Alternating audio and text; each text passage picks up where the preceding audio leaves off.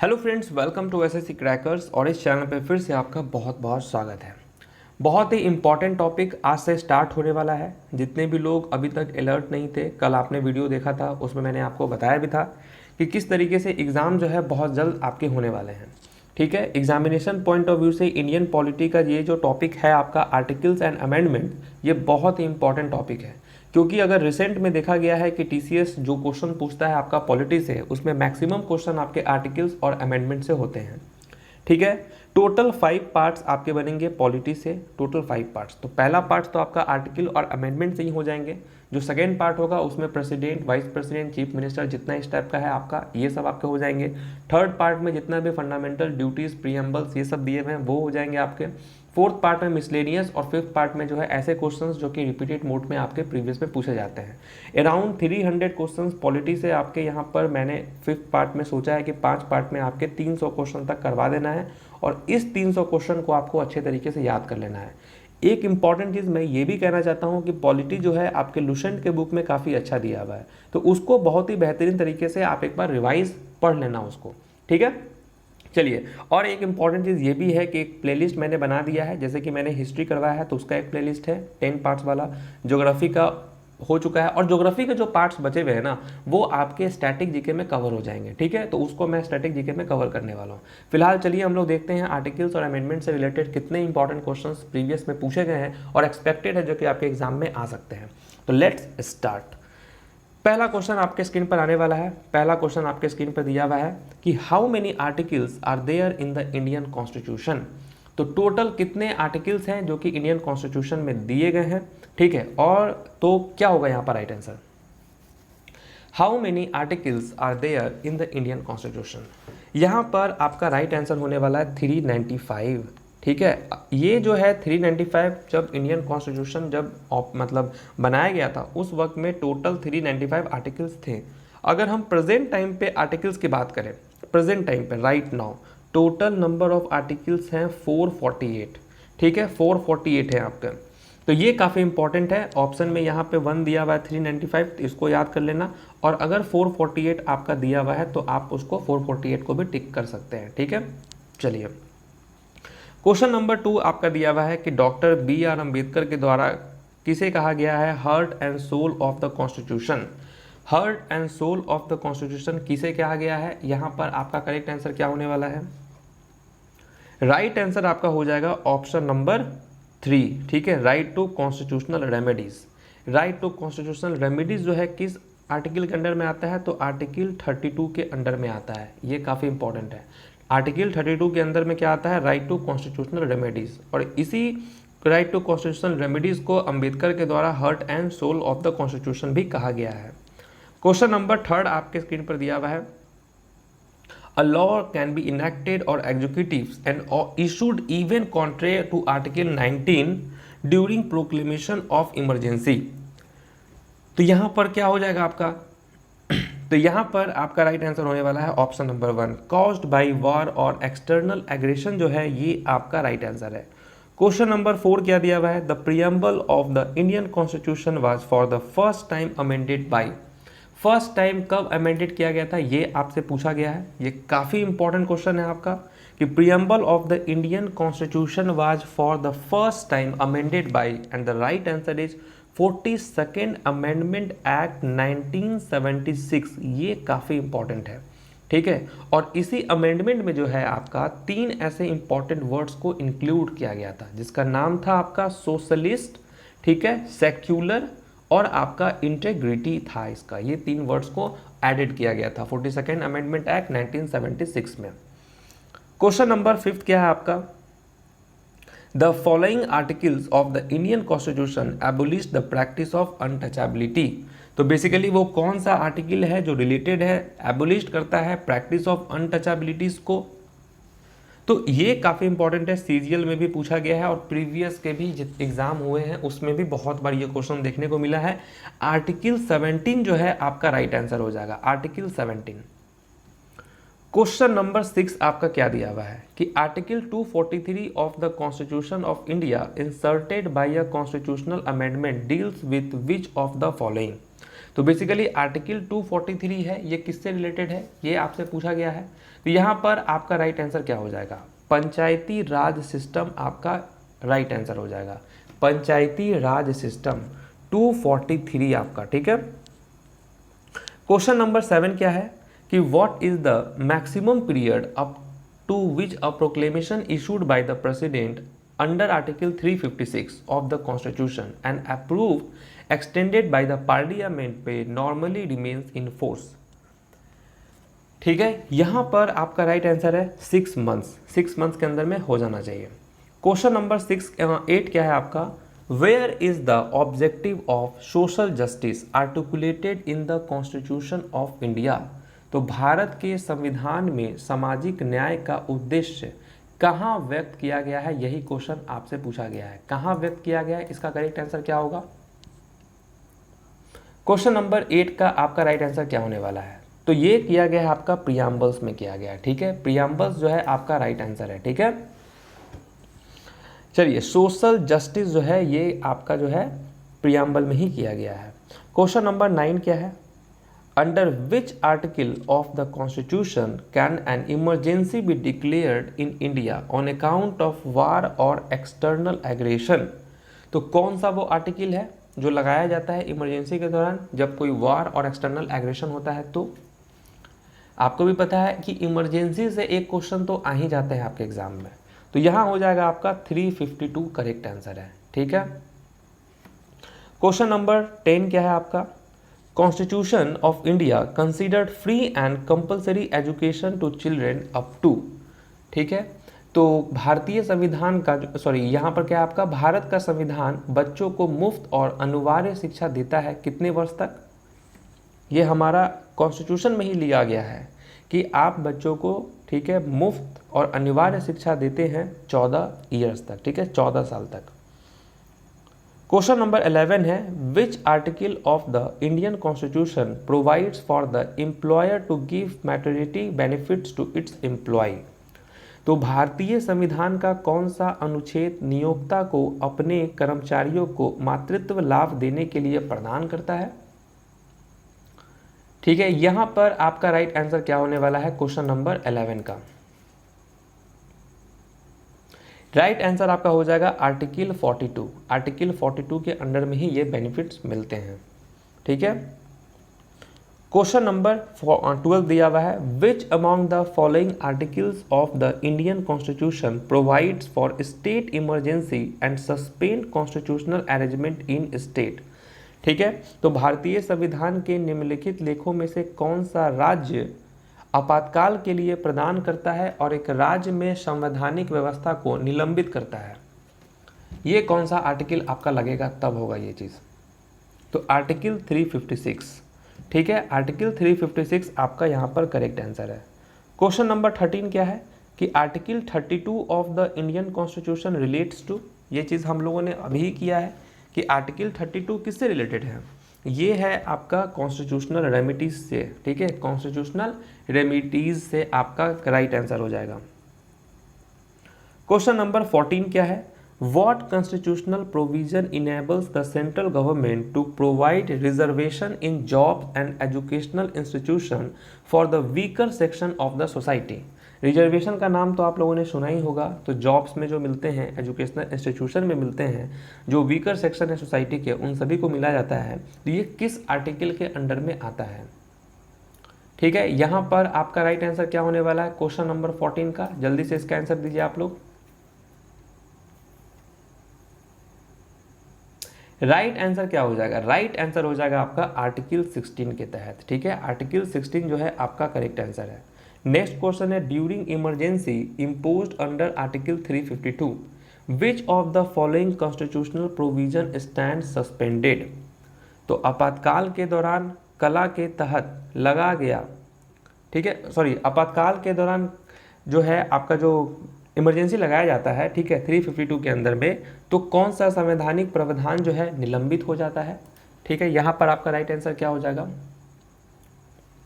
Fundamental rights जो है आपके चले जाते हैं उस वक्त में। ठीक है, क्वेश्चन नंबर 16 क्या है, which of the following sets of articles deals with emergency provisions ठीक है। तो निम्नलिखित में से कौन सा लेख आपातकालीन प्रावधान से संबंधित है? इसका आंसर तो आप सभी को पता होगा। देखिए याद करना बहुत सिंपल है, 352 आपको याद रखना है और हर 4 साल के बाद 352, 356 और 360 ये सभी जो हैं आपके इमरजेंसी से रिलेटेड हैं आपके, ठीक है, इमरजेंसी से आपके रिलेटेड है, एकदम आपको याद कर लेना है। ओके गाइस, चलिए नेक्स्ट क्वेश्चन है आपका question number 17। Article 14 of the Indian constitution guarantees Indian citizens. तो आर्टिकल 14 जो है इंडियन सिटीजन को क्या गारंटी देता है? ये जितना भी क्वेश्चन मैं आपको करवा रहा हूँ सब इंपॉर्टेंट है, पूछे गए हैं और एक्सपेक्टेड है। तो जल्दी से आप बताइए कि आर्टिकल 14 जो है ये क्या गारंटी देता है इंडियन कॉन्स्टिट्यूशन इंडियन सिटीजन्स को? क्या होगा आपका करेक्ट आंसर?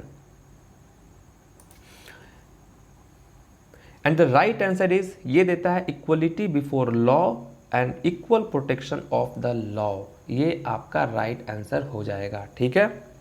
क्वेश्चन नंबर 18 क्या है आपका कि of the various grounds below which is the one criterion on which discrimination by the state is not prohibited in article 15 of the constitution. तो नीचे दिए गए विभिन्न आधारों में से संविधान के अनुच्छेद 15 में राज्य द्वारा किसे विवेक पर प्रबंधित है? यहां पर आपका राइट आंसर क्या हो जाएगा? तो लैंग्वेज आपका करेक्ट आंसर हो जाएगा, ठीक है। क्वेश्चन नंबर 19 क्या है? Where is the objective of social justice articulated in the constitution of India? Where is the objective of social justice articulated in the Indian constitution of India? क्या हो जाएगा आपका? आर्टिकल 15 आपका करेक्ट आंसर है, ठीक है। क्वेश्चन नंबर 20 क्या है आपका कि which article of the Indian constitution includes the fundamental duties of the Indian citizen? तो कौन सा वो आर्टिकल है इंडियन कॉन्स्टिट्यूशन का जो includes the fundamental duties of the Indian citizens?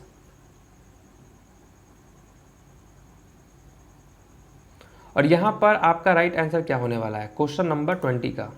51A आपका करेक्ट आंसर है। आर्टिकल 51A आपका राइट आंसर हो जाएगा। क्वेश्चन नंबर 20 क्या है आपका? Which article of the Indian constitution provides for the institution of panchayati raj? ठीक है, तो भारतीय संविधान का कौन सा अनुच्छेद पंचायती राज की संस्था के लिए प्रदान करता है? ये काफ़ी इंपॉर्टेंट क्वेश्चन है। आर्टिकल 40 आपका करेक्ट आंसर हो जाएगा, ठीक है। क्वेश्चन नंबर 22 है article 1 of the constitution declares India as. तो आर्टिकल 1 जो है संविधान का अनुच्छेद 1 जो है भारत को घोषित करता है किस रूप में? यूनियन ऑफ स्टेट्स के रूप में ये घोषित करता है। क्वेश्चन नंबर 23 है कि how many schedules does the constitution of India contains? तो भारत के संविधान में कितनी जो है अनुसूचियां हैं इस वक्त? अगर हम बात करें तो भारतीय संविधान में कितनी अनुसूचियां हैं? यहां पर आपका राइट आंसर क्या होने वाला है?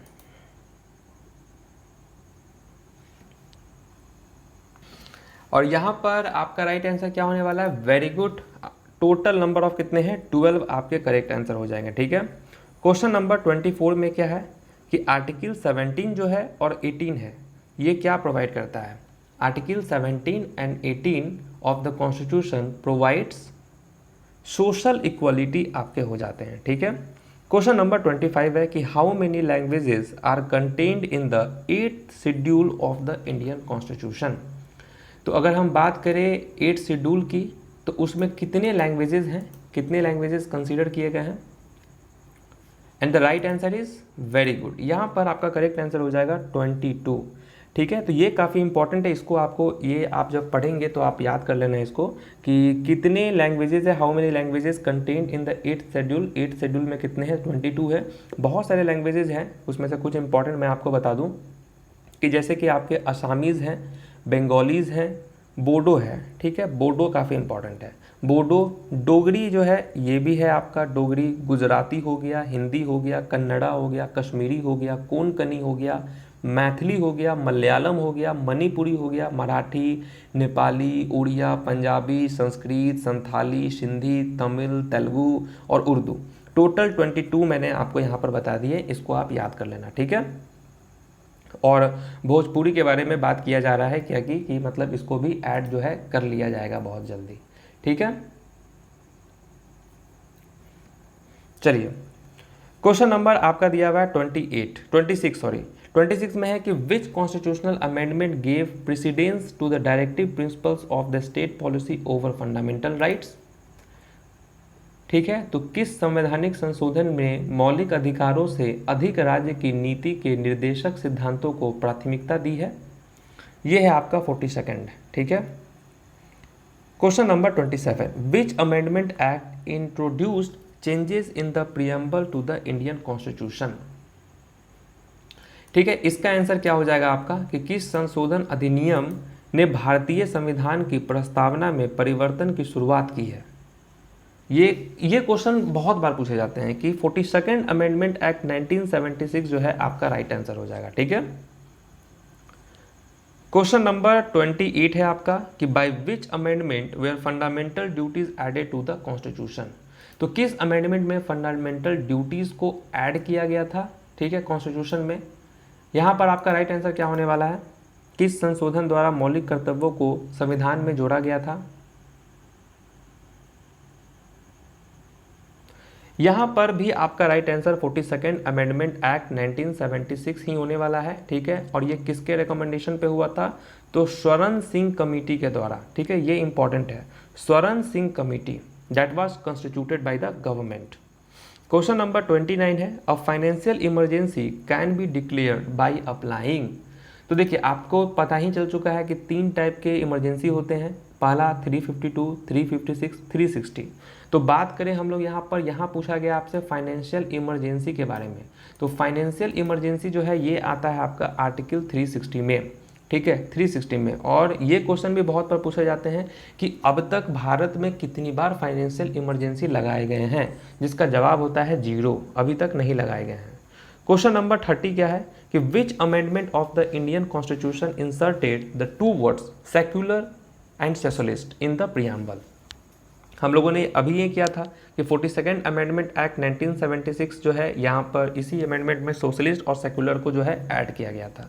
क्वेश्चन नंबर 31 है कि in the 8th schedule of the constitution of India which language were added subsequently. तो मैंने तो आपको बताया टोटल कितने लैंग्वेजेस हैं, तो टोटल लैंग्वेजेस हैं 22। अगर हम 8th शेड्यूल में बात करें कितने लैंग्वेजेस हैं, तो total number of languages are 22। ठीक है, और बाद में चलकर कितने एडेड किए गए थे। ठीक है, तो भारत के संविधान की 8वीं अनुसूची में किन भाषाओं को बाद में जोड़ा गया था, तो बाद में जोड़ा गया था सिंधी को, कोंकणी को, मणिपुरी को और नेपाली को ऐड किया गया था। क्वेश्चन नंबर 32 है आपका कि the 73rd amendment act 1992 of the Indian constitution was passed to. ठीक है, तो यहाँ पर आपका क्या होने वाला है आंसर कि भारतीय संविधान का 17वां संशोधन अधिनियम 1992 पारित किया गया था। यहाँ पर आपका क्या हो जाएगा करेक्ट आंसर, यहाँ पर आपका राइट आंसर हो जाएगा स्ट्रेंथन पंचायती राज। पंचायती राज को मजबूत करने के लिए जो है ये किया गया था। और इसको ये कब हो अमेंडमेंट हो गया था आपका 1992 में, और ये आपका कब आया था इफेक्ट में, कब आया था, तो ये आया था 20 अप्रैल 1993 को इफेक्ट में आया था ये। ठीक है, 73rd अमेंडमेंट एक्ट, ठीक है, जिसमें स्ट्रेंथन करने की बात की गई थी पंचायती राज को।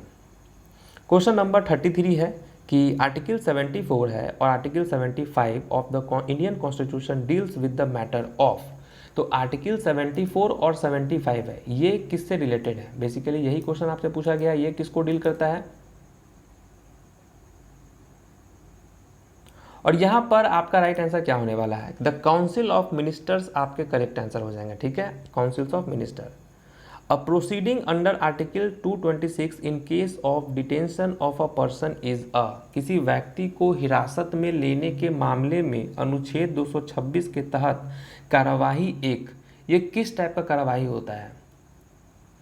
यहाँ पर कार्यवाही होता है आपका क्रिमिनल प्रोसीडिंग्स का। ठीक है, क्रिमिनल प्रोसीडिंग्स आर्टिकल 226।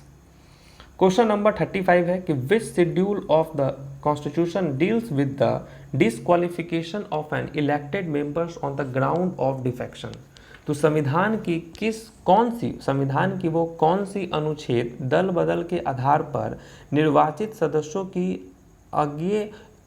से संबंधित है, अयोग्यता से संबंधित है, अयोग्यता से संबंधित है। तो ये क्या हो जाएगा यहाँ पर आपका 10th आपका करेक्ट हो जाएगा, ठीक है, 10th। क्वेश्चन नंबर 36 है आपका, according to article 75 of the constitution of India the council of ministers are collectively responsible to the, ठीक है, तो ये रिस्पॉन्सिबल होते हैं to the parliaments. Okay, question number 37 है, 52nd constitutional amendment act of 1985 deals with the, तो अगर हम बात करें 52nd कॉन्स्टिट्यूशनल अमेंडमेंट एक्ट 1985 के, ये किसको डील करता है, यहां पर आपका आंसर क्या हो जाएगा, यहां पर आपका राइट आंसर क्या हो जाएगा, डिफेक्शन और डिस्क्वालिफिकेशन आपका करेक्ट आंसर हो जाएगा, ठीक है। क्वेश्चन नंबर 38 है कि by which constitutional amendment political defection were banned, तो किस संविधान संशोधन द्वारा राजनीतिक चूक पर रोक लगाई गई थी, तो ये लगाई थी 52nd amendment act 1985। Question number 39 है कि which constitutional amendment deleted the right to property from the list of fundamental rights, तो आपको अच्छे से मालूम होना चाहिए कि ये जो राइट टू प्रॉपर्टी है ये पहले आपका फंडामेंटल राइट्स था, उसके बाद इसको डिलीट कर दिया गया है, ये लीगल बन चुका है। तो यहाँ पर आपका राइट आंसर क्या होने वाला है, किस अमेंडमेंट पे ये हटा दिया गया था, रिमूव कर दिया गया था राइट टू प्रॉपर्टी को from the list of fundamental rights. यहां पर आपका राइट आंसर हो जाएगा 44th amendment, 44th amendment act 1978 आपका यहां पर राइट आंसर होगा, 44th अमेंडमेंट एक्ट 1978, जिसमें रिमूव कर दिया गया था फंडामेंटल राइट्स को, राइट टू प्रॉपर्टी को फंडामेंटल राइट से रिमूव कर दिया गया था, और उसके बाद एक नया प्रोविजन बना किसके अंदर, आर्टिकल 300 के अंदर, आर्टिकल 300A के अंडर में, जहां पर इसको रखा गया है ऑथोरिटी लॉ में, ठीक है, लीगल। क्वेश्चन नंबर 40 क्या है कि which article is for the protection of interest of minorities, ये क्वेश्चन भी आपके सीजीएल के एग्जाम में आए हुए थे कि कौन सा वो आर्टिकल है जो प्रोटेक्शन करता है इंटरेस्ट ऑफ माइनॉरिटीज को। यहाँ पर आपका राइट आंसर क्या होने वाला है, कौन सा वो आर्टिकल है जो कि protection of interest of minorities पे काम करता है।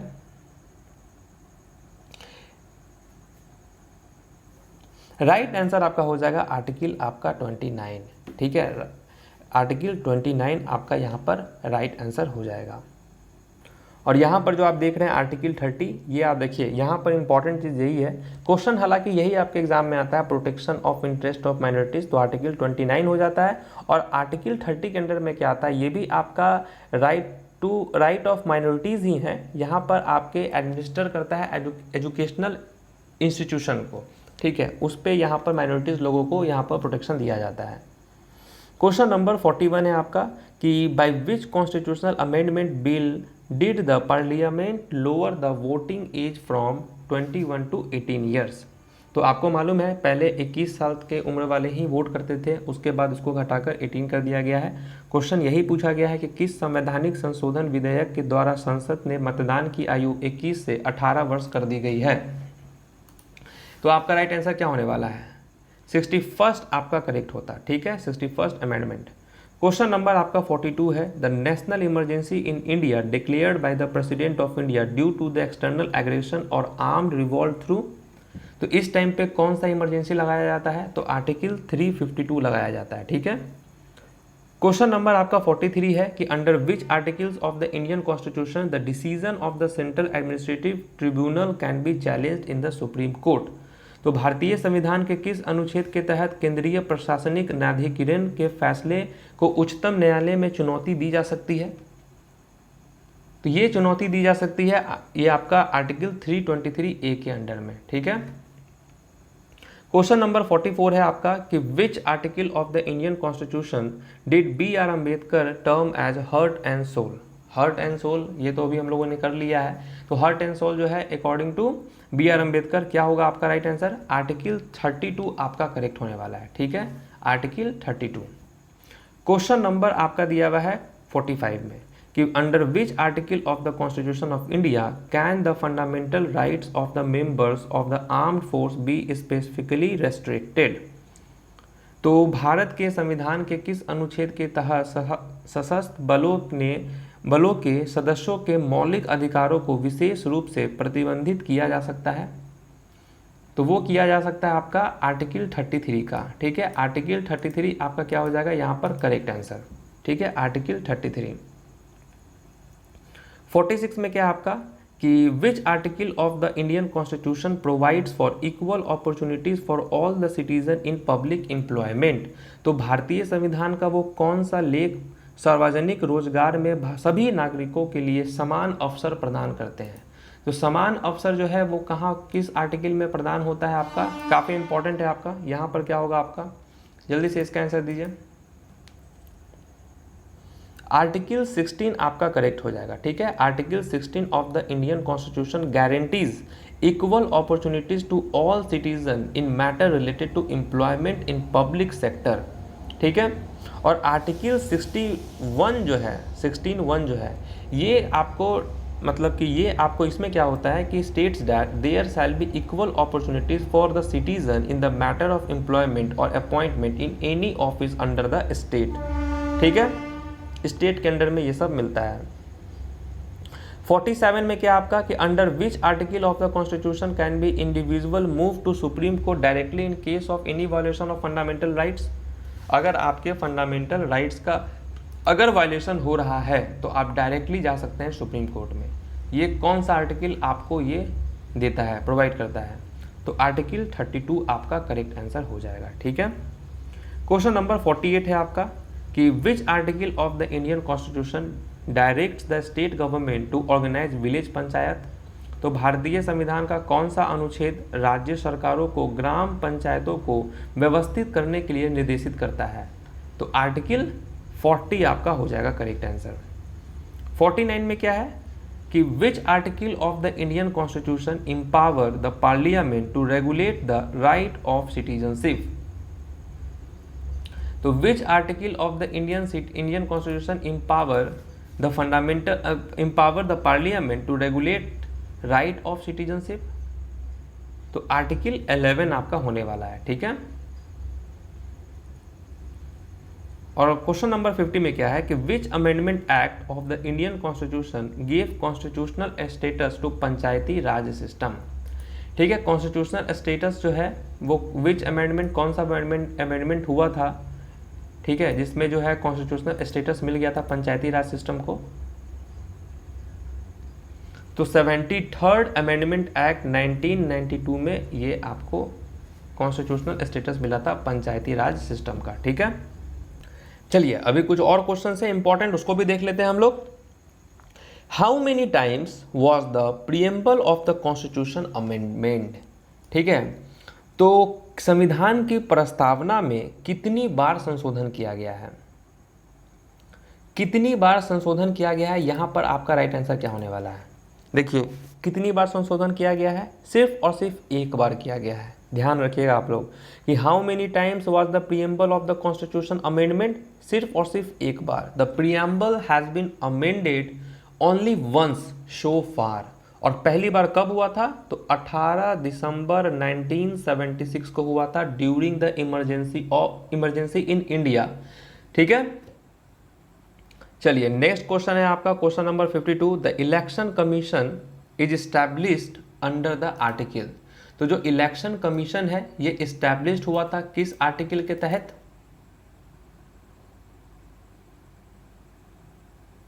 वेरी गुड, यहां पर आपका राइट आंसर क्या हो जाएगा? आर्टिकल 324 आपका करेक्ट आंसर होने वाला है। जो इलेक्शन कमीशन जो है ये एक ऑटोनॉमस कॉन्स्टिट्यूशनल अथॉरिटी है।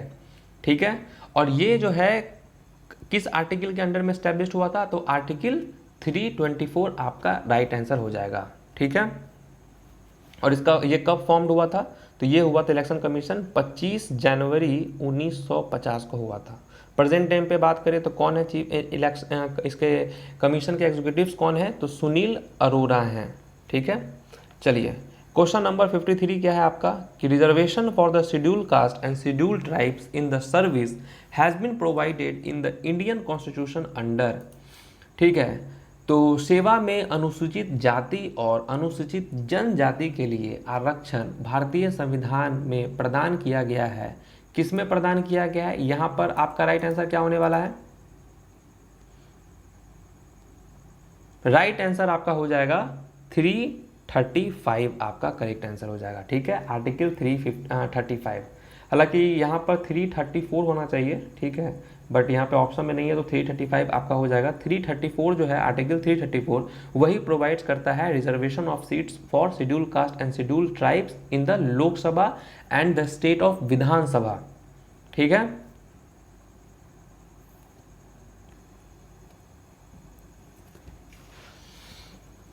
चलिए यहाँ नेक्स्ट क्वेश्चन आपका क्या होने वाला है, question number 54। Which article of the Indian constitution defines the duties of the chief minister. आपको भी मालूम है चीफ मिनिस्टर के जो जब प्राइम मिनिस्टर होता है या प्रेसिडेंट होता है या चीफ मिनिस्टर होता है या गवर्नर होता है, सब के जो है ड्यूटीज़ क्या है वो एक आर्टिकल के अंडर में आता है कि ये आपका एक मतलब ये आपका प्रोटोकॉल है, ये सबको आपको फॉलो करना है। तो ये आता है आपका आर्टिकल 164 में आता है कि Indian constitution defines duties of the chief minister. Article 164 आपका करेक्ट आंसर हो जाएगा। ठीक है, आर्टिकल 164। क्वेश्चन नंबर 55 में क्या है कि which amendment of the constitution lowering the voting age from 21 से 18 साल। ये क्वेश्चन भी हम लोगों ने किया था कि वो कौन सा अमेंडमेंट हुआ था जिसमें जो है वोटिंग का अथॉरिटी है 21 साल से घटाकर 18 साल कर दिया गया था। तो यहाँ पर आपका राइट आंसर क्या हो जाएगा, वेरी गुड, यहाँ पर आपका राइट आंसर होने वाला है 61st अमेंडमेंट। 61st अमेंडमेंट में ही ये किया गया था। ठीक है, और ये कब हुआ था, ये हुआ था आपका 13 दिसंबर 1989 को पब्लिश किया गया था और स्टार्ट हो गया था आपका कब से, नहीं यहीं पे आपका यही हो जाएगा आपका करेक्ट आंसर 13 दिसंबर 1989 आपका करेक्ट हो जाएगा। ठीक है, क्वेश्चन नंबर 56 क्या है कि which article of the Indian constitution deals with election commission. Election commission से कौन सा आर्टिकल डील करता है, तो आर्टिकल 324। क्वेश्चन नंबर 57 में क्या है, 73rd constitutional amendment act is related to. जो 73rd कॉन्स्टिट्यूशनल अमेंडमेंट एक्ट है ये किससे रिलेटेड है, हम लोगों ने इसको भी किया है, ये है आपका पंचायती राज सिस्टम से। ठीक है, पंचायती राज सिस्टम से है। Article 368 of the constitution deals with. Article 368 ये किससे रिलेटेड है, ये बताइए आप लोग कि आर्टिकल 368 ये किससे रिलेटेड है।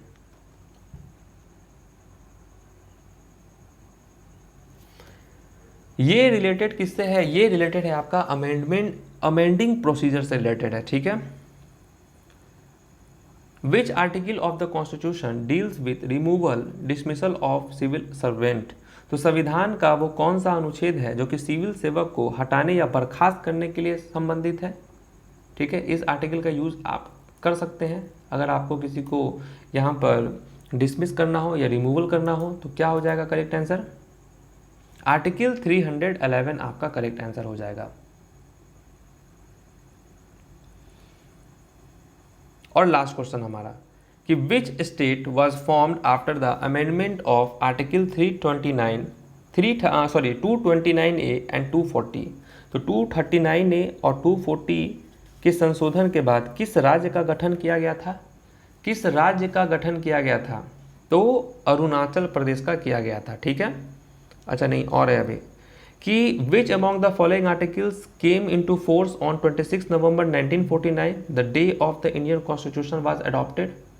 तो 26 नवंबर 1949 को निम्नलिखित में से कौन सा अनुच्छेद लागू हुआ जिस दिन भारतीय संविधान को अपनाया गया था। तो किसको यहाँ पर कौन सा आर्टिकल जो है आया था आपको, यहाँ पर आपका राइट आंसर क्या होने वाला है,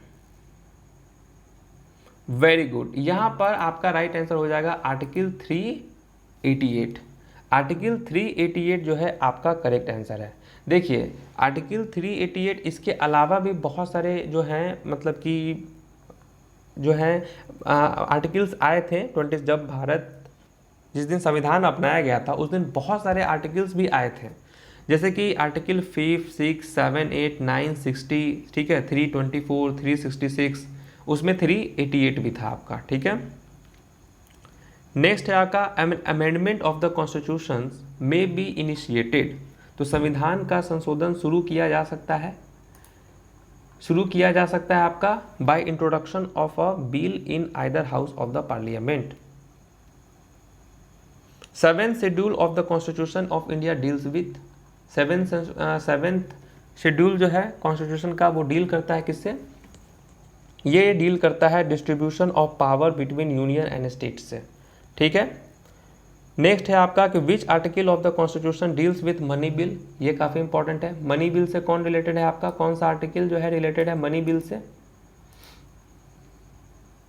ये रिलेटेड है आपका आर्टिकल 110 से, ठीक है, आर्टिकल 110। नेक्स्ट है आपका which one of the following schedule of the constitution of India contains provisions regarding anti defection act. यहाँ पर आपका राइट आंसर क्या हो जाएगा? ये हो जाएगा आपका 10th शेड्यूल, ठीक है। तो चलिए ये सारे इंपॉर्टेंट क्वेश्चंस हैं, इसका पीडीएफ जो है आपको मिल जाएगा टेलीग्राम पे, ठीक है। तो टेलीग्राम से आप डाउनलोड कर लेना, वहाँ पे आपको मिल जाएगा। और मेरा विश्वास मानिए जितने भी इंपॉर्टेंट आर्टिकल्स हैं वो सब इसमें आपको दिए गए होंगे, ठीक है। याद करना आपकी जिम्मेवारी है और आपका ये भी आपका फंडामेंटल राइट है, आपको सिलेक्शन लेने के लिए आपका मोरल राइट है, तो एकदम याद कर लेना आपको, ठीक है फ्रेंड्स। मिलते हैं आपसे नेक्स्ट वीडियो में, तब तक के लिए ऑल द बेस्ट।